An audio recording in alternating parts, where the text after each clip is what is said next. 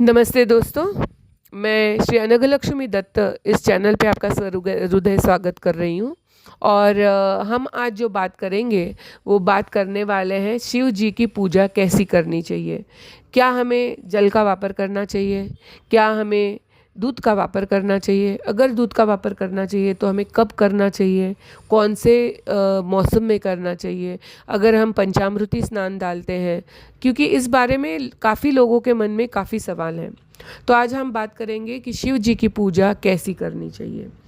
तो सबसे पहले आप शिव जी की मूर्ति हो या उनका शिवलिंग हो, आपको उनकी जो पूजा है आप जल से ही हमेशा उनकी पूजा करें, तो ये सबसे उच्च कोटि की पूजा है। इसमें आप किसी भी प्रकार के नदी, तालाब, समुंदर का पानी का वापर कर सकते हैं।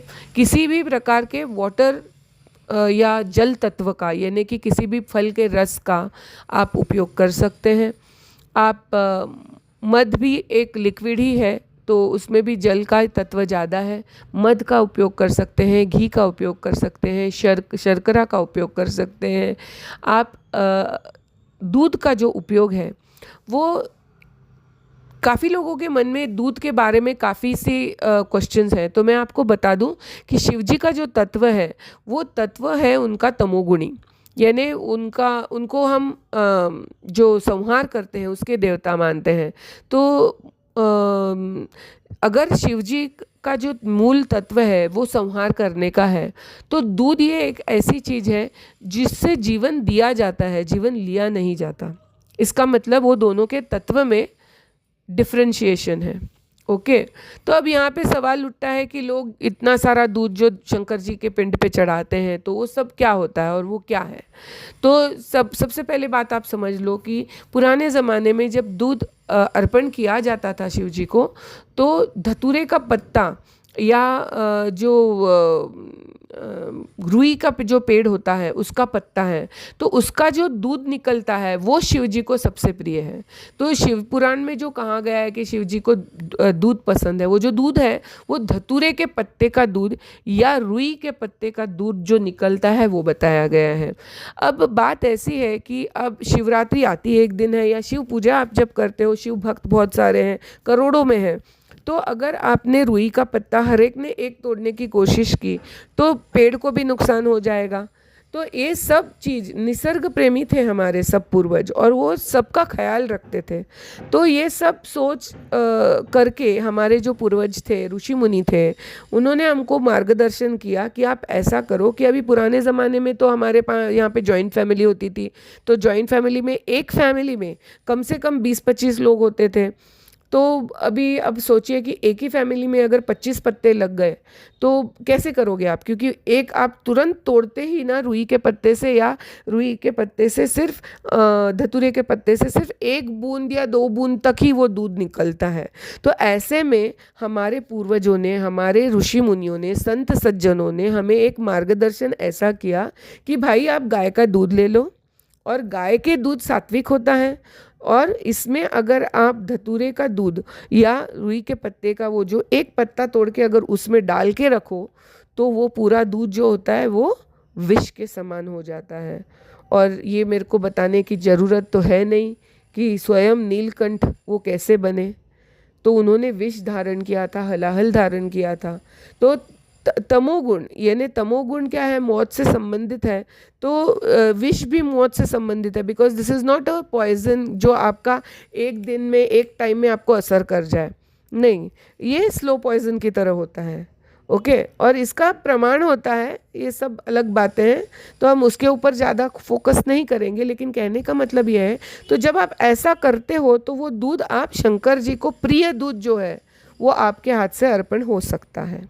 दूसरा बात, जब आप पंचामृत स्नान डालते हो तो गाय में सारे भगवानों ने एक बार आसरा लिया था, इस वजह से गाय के ऊपर विशेष कृपा हर भगवान की होती है। उनके पेट में सारे भगवान समाये हुए हैं उनके तो इसीलिए हमारे यहाँ पे गोमूत्र, गो माय, यानी उनके जो शेण होता है, वो गोबर, वो या उनका घी, दही, दूध, सब जो आप नाम लो उनके सब चीज़ों का महत्व है। और पवित्र करने के लिए अक्सर हमारे यहाँ पे पूजा में गोमूत्र का और हवनों में गोमाया का यानी कि गोबर के बनाए हुए जो केक्स होते हैं वो उनका वापर तो मतलब अनिवार्य है। तो बोलने का तात्पर्य ये है कि इसलिए गाय के ऊपर विशेष कृपा है, तो गाय का दूध चलता है, भैंस का दूध नहीं चलता। और आज के ज़माने में गाय के दूध के नाम पे भी भैंस का दूध की मिलावट है। तो अगर आप शुद्ध नहीं जल चढ़ा सकते हो तो, और इनको 1 चम्मच दूध चढ़ाइए फिर भी वही है, और पूरा 2 लीटर दूध चढ़ा दीजिए फिर भी वही है। उनको ये नहीं है। देखिए, आप अगर एक भूखे को दूध पिला दो और उनके ऊपर 1 चम्मच दूध डालो ना, बस उतना काफ़ी हो जाएगा।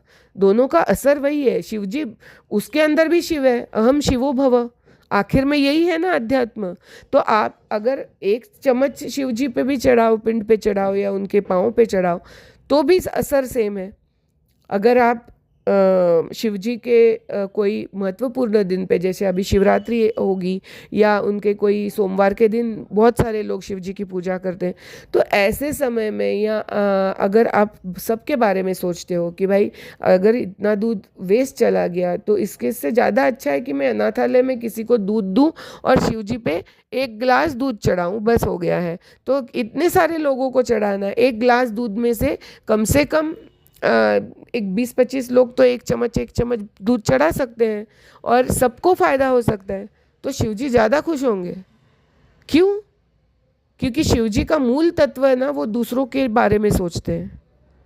आप शिवजी की पूजा करो और दूसरों के बारे में बैरी भाव रखो, वो ना करे उससे पहले आप दौड़ो, तो आपके शिव पूजा को कोई अर्थ नहीं है, कोई भी अर्थ नहीं है।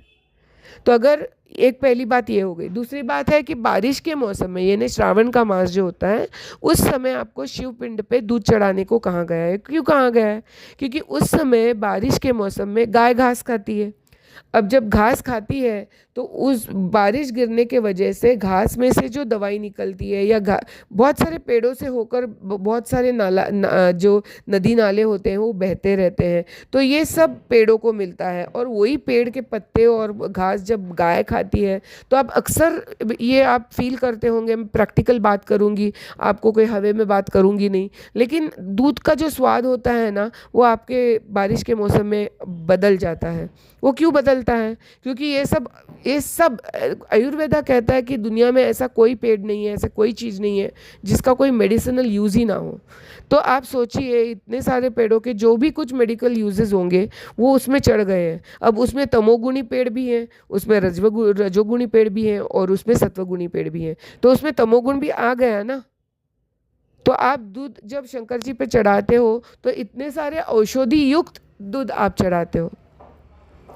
तो एक्चुअली क्या है मालूम है कि हर पूजे का जो महत्व बताया गया है या आपको कोई टाइम बताया गया है, उसका कोई ना कोई महत्व है।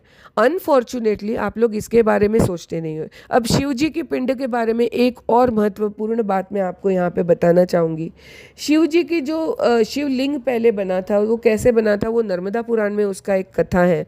तो वो कथा के लिए हम आपको और एक वीडियो बना देंगे और हम आपको उसकी कहानी सुना देंगे। वो आज भी मंडलेश्वर नाम के स्थान पर गुप्तेश्वर महादेव के नाम से पूरी दुनिया का पहला शिवलिंग वहाँ पे आज भी मौजूद है। और वहाँ पे आज भी अमृत जैसे जल का टेस्ट आने वाला जल का एक, सिर्फ अपने दोनों हाथ को अगर आप एक करके देखो तो कितना होता है ना, उतना ही कुंड है और उसमें जो जल है उसमें से अमृत की टेस्ट आती है। तो शिवपिंड की जो स्टोरी है वो मैं आपको बाद में बताऊंगी, लेकिन शिवपिंड का जो अर्थ है, वो जो नीचे का जो शालूंकर रहता है, यानी कि जो नीचे का गोल भाग रहता है जिसको मुख दिखा गया है, वो पार्वती जी की योनि है। और ऊपर का जो उभरा हुआ भाग है वो शिव जी के लिंग है। तो ये संगम कैसे हुआ, इसका महत्व क्या था, ये सब आप हमारे स्टोरी जहाँ पे हमने बताई है आपको कि जग में पहले शिवलिंग कैसे निर्माण हुआ, उसको अगर आप देख लो तो आपको इसके बारे में पूरी मालूमात मिल जाएगी। नर्मदा पुराण में भी इसका वर्णन है, तो आप उसको चेक कर सकते हो, काउंटर चेक कर सकते हो। और इसीलिए क्या होता है, मैं अक्सर देखती हूँ स्पेशली मिडिल इंडिया और नॉर्थ साइड में मैं देखती हूँ कि औरतें उस शिवलिंग को पकड़ पकड़ के रगड़ती रहती हैं।